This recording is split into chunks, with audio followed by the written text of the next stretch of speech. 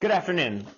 Today we're going to talk about some reasons that production managers and other brands should consider moving their production back to the US or at least supplementing it.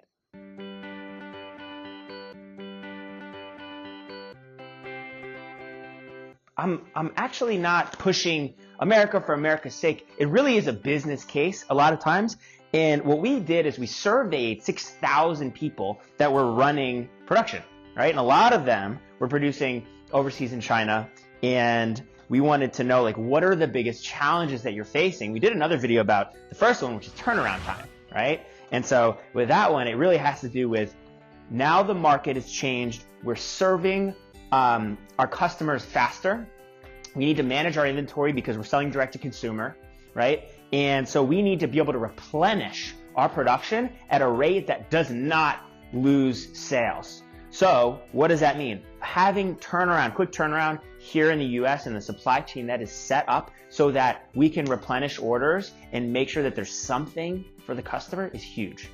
We do that here by kind of like stocking fabric or making sure that we're using fabrics that are just available right across the street. LA is amazing. I always talk about it, but it has everything you could possibly want. But we set it up so that it's already done, so that your markers are done, the samples are done, and we're really in a position to do a reorder just like that when you are running low on inventory, okay? So I really push that speed thing because you just can't, there's certain things you just can't do when you're on the other side of the world, not to mention how bad it is for the environment. All right, the next thing is cost.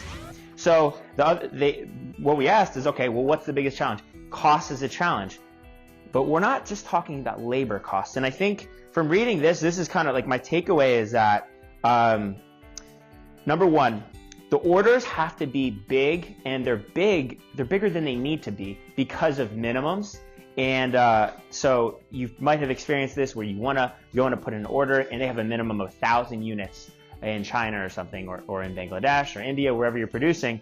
So the total amount you spend is more. Even though the per unit might be less, the total amount you spend is more, and you're also not necessarily doing the best job of understanding what is my landed price when you look at shipping, tariffs, when you look at, all the other things that go into managing it. And then the big one, which is going there. You need to go there. And if you're not super well versed in this stuff, I wouldn't recommend going because you don't even know what you're looking for. Again, this is one of the reasons that we like to partner up with our brands to manage production wherever it is so that we can make sure that it's done right. And ultimately, we have the questions to ask. We know what to make sure is happening wherever it's done. And in the long run, you want to find a supply chain structure that really works for you.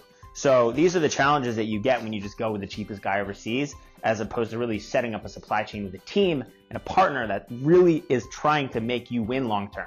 I also will flip it back on you because I often see brands that are selling their products at such a low price that they don't even give themselves room to make a profit. So I would say it's always good to do this exercise, which is, are you selling at the right resale price point for your market? A lot of people have this type of thinking, which is, you need to really consider raising prices.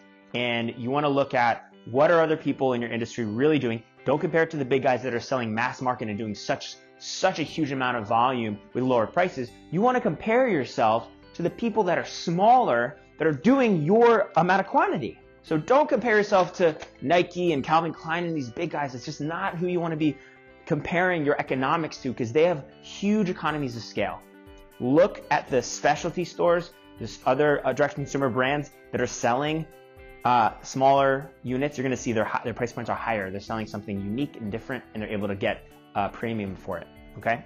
That helps you to not necessarily lower your costs, but increase your profit.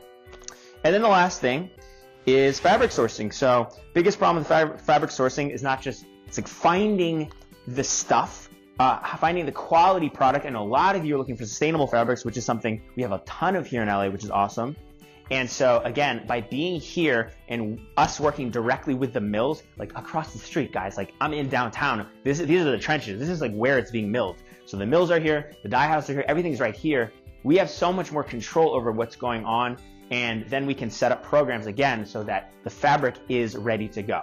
So if you're interested in setting up a supply chain with us, let us know. I mean, that's really what we're excited to do, to make sure that fabric is available through time, right? That your costs are manageable through time, and the turnaround is there so that you're quick.